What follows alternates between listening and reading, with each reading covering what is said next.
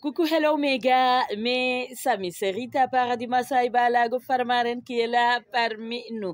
Yéen a ngi ànd ak suñu People TV ci ay chroniqueur Rita comme nu mu koy defee saa su ne tey nag bu ngeen ma gisee ma daal di yaañ nii di belli rek sama collier bakilic bi moo ma yokk taar. Collier bakilic bi nag ki ko fabriqué benn belge la, nee naa la man dama bëgg lu yokk sama taaru africaine à la africaine. Tey nag bu ngeen ma gisee nii rek nee naa la gis nga nii dañ ma ko offrir nii mu nekk collier bakilic.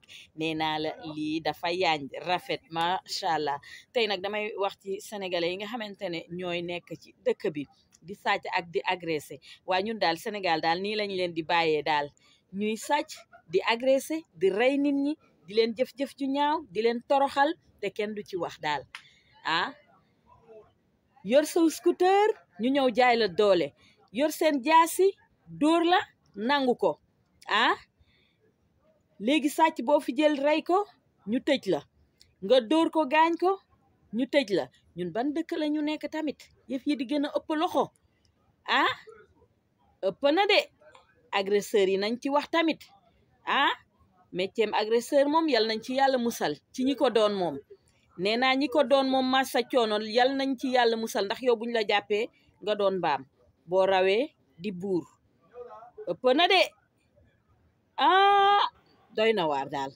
fi mu nekk nii nit ñi moom dañuy dox mais seen fit yi sax du nekk ci ñoom tellement que dëkk bi nu mu garaawee.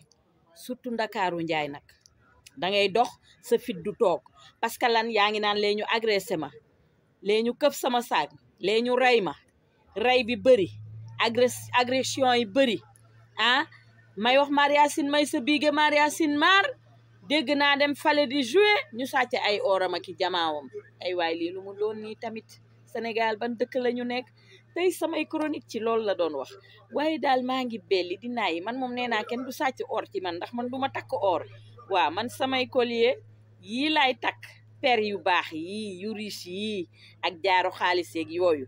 tey samay chronique ci loolu la doon wax. I love you so much. jàmm rek laa woote nag waaw kay.